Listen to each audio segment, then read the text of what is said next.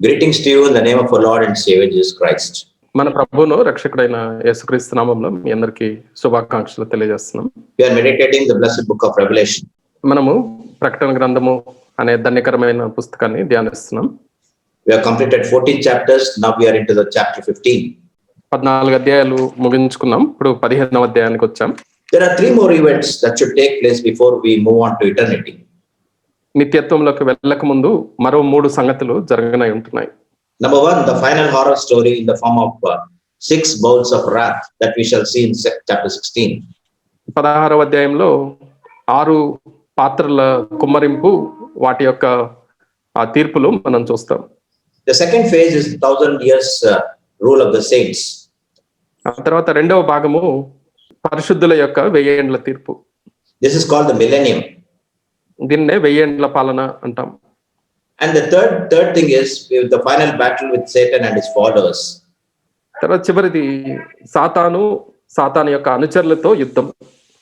And from then on we move on to the eternal blessed state. ఆ తర్వాత ధన్యకరమైన నిత్యత్వ స్థితిలోకి మనం వెళ్తాం. With this background and introduction, let's read verse 1 of this chapter 15. ఈ పరిచయంతో, ఈ నేపథ్యంతో 15వ అధ్యాయం మొదటి వచనాన్ని చదువుకుందాం. మరియు ఆశ్చర్యమైన మరి ఒక గొప్ప సూచన పరలోకమందు చూచితిని. అదేమనగా 7 తెగుళ్ళు చేత పట్టుకొని ఉన్న 7 దూతలు, ఇవే కడవరి తెగుళ్ళు, వీటితో దేవుని కోపము సమాప్తమాయను. Already we have seen 2 sets of judgment. 2 రకాల తీర్పులు ఇంతకు ముందే జరగటం మనం చూసాం.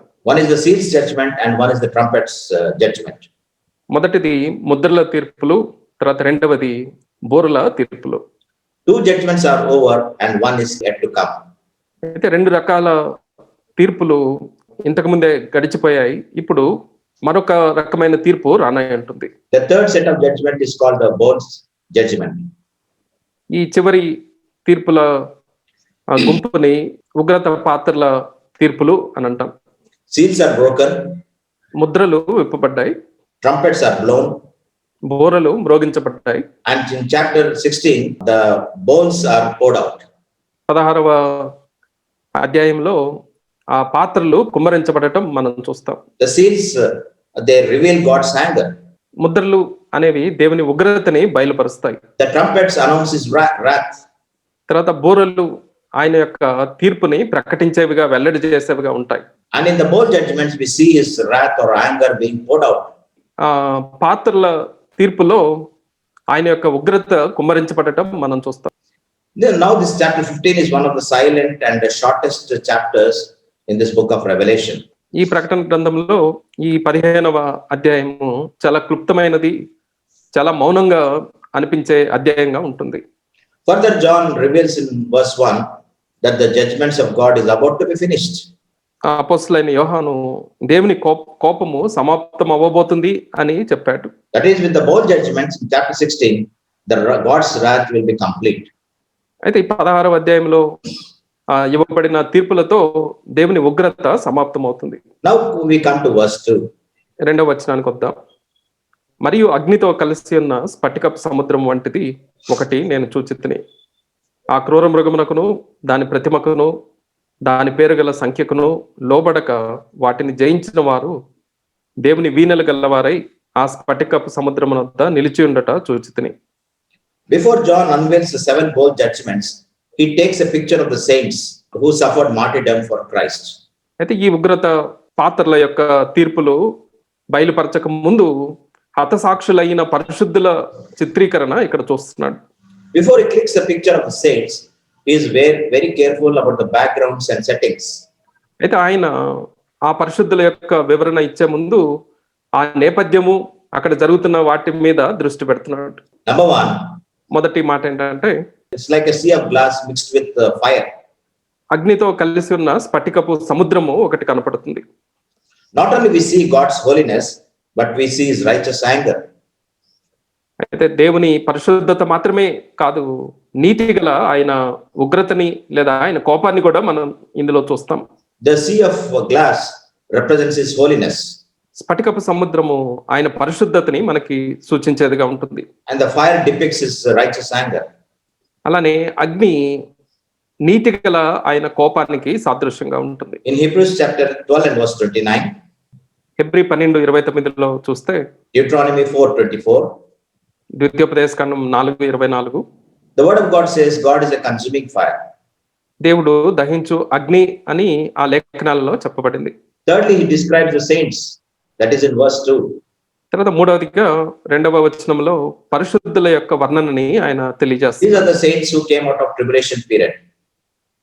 మహాశ్రమల కాలంలో నుంచి బయటకు వచ్చిన పరిశుద్ధులు వీళ్ళు. Because they came out of this intense suffering. ఆ మహాశ్రమలలో నుంచి, హింసలో నుంచి వారు బయటకు వచ్చారు కాబట్టి, So we can describe them as faithful servants, faithful saints. వాళ్ళు నమ్మకమైన పరిశుద్ధులు అని వాళ్ళని అనొచ్చు.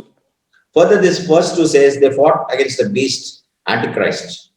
అయితే 2వ వచనంలో చూస్తే క్రూర మృగము మీద వీళ్ళు యుద్ధము చేసినట్లుగా, క్రీస్తు విరోధి మీద యుద్ధం చేసినట్లుగా చెప్పబడింది. They did not worship the image of Antichrist. ఆ క్రీస్తు విరోధి యొక్క ప్రతిమకు వాళ్ళు నమస్కారం చేయలేదు. And they never even had the mark of the beast. అలానే ఆ క్రూర మృగము యొక్క ముద్రను కూడా వాళ్ళు వేయించుకోలేదు. From this we know that they were overcomers.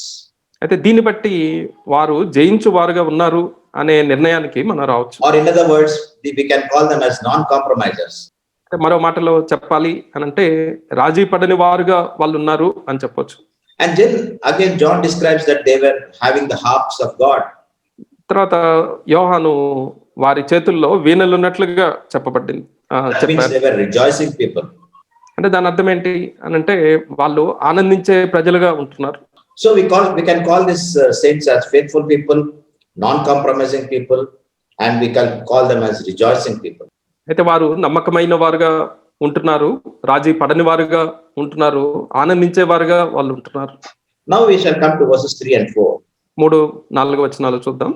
వారు ప్రభువా దేవా సర్వాధికారి, నీ క్రియలు ఘనమైనవి, ఆశ్చర్యమైనవి. యుగములకు రాజా, నీ మార్గములు న్యాయములను సత్యములునై ఉన్నవి. ప్రభువా నీవు మాత్రము పవిత్రుడవు, నీకు భయపడని వాడెవడు, నీ నామమును మహింపరచని వాడెవడు. నీ న్యాయ విధులు ప్రత్యక్షపరచబడినవి కనుక జనములందరూ వచ్చి నీ సన్నిధిని నమస్కారము చేసేదరని చెప్పుచు దేవుని దాసుడగు మోషే కీర్తనయు గొర్రెపిల్ల కీర్తనయు పాడుచున్నారు. So John is saying that these saints are singing two songs. ఈ పరిశుద్ధులు 2 కీర్తనలు పాడుతున్నారు అని యోహాను ఇక్కడ రాశాడు. One song is that song of the Moses, వాటిలో ఒక కీర్తన మోషే కీర్తన, and the other song is song of the Lamb. తర్వాత 2వ కీర్తన గొర్రెపిల్ల యొక్క కీర్తన. We can call it as their national anthem. అయితే దీనిని వాళ్ళ జాతీయ గీతముగా మనము చెప్పుకోవచ్చు. Number one, they sang a song of Moses. That's the first song they sang. అయితే వాళ్ళు పాడిన మొదటి కీర్తన మోషే కీర్తనగా ఉంటుంది. This song was sung after the Israelites has crossed the Red Sea. అయితే ఈ కీర్తన ఇశ్రాయేలీలు ఎర్ర సముద్రము దాటిన తర్వాత పాడిన కీర్తన. Now there comes a question, why did at all they sang this song of Moses? ఈ మోషే కీర్తన అసలు ఎందుకు పాడాల్సి వచ్చింది అన్న ప్రశ్న మనకి తలెత్తుతుంది. The deliverance of the saints is similar to the deliverance of the Israelites after having they crossed the Red Sea. అలా ఎందుకు చెప్పాల్సి వచ్చింది అని అంటే ఈ హతసాక్షుల యొక్క విడుదల, ఇశ్రాయేలీలు ఎర్ర సముద్రముల నుంచి విడుదల చేయబడటం 2 ఒకే రీతిగా ఉంటున్నాయి కాబట్టి. These saints they came out triumphant out of the tribulation time.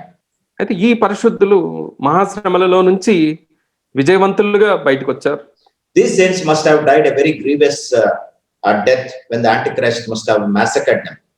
అయితే క్రీస్తు విరోధి వీళ్ళని ఊచకోత కోసినప్పుడు, అలా ఎక్కువ మొత్తంలో చంపినప్పుడు వీళ్ళు క్రూరమైన మరణాన్ని చవి చూసుండొచ్చు. In Exodus chapter 15 verses 1 to 19, we see this song of Moses. నిర్గమకాండం 15వ అధ్యాయం మొదటి 9 వచనాలలో ఈ మోషే యొక్క కీర్తనని మనం చూడొచ్చు.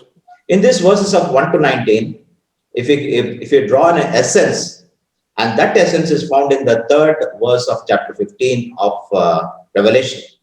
అయితే అక్కడ 19 వచనాలలో ఉన్న కీర్తన యొక్క సారాంశాన్ని ఇక్కడ 15వ అధ్యాయం ప్రకటన గ్రంథంలో 3వ వచనం 3-4 వచనాలలో మనం చూడవచ్చు.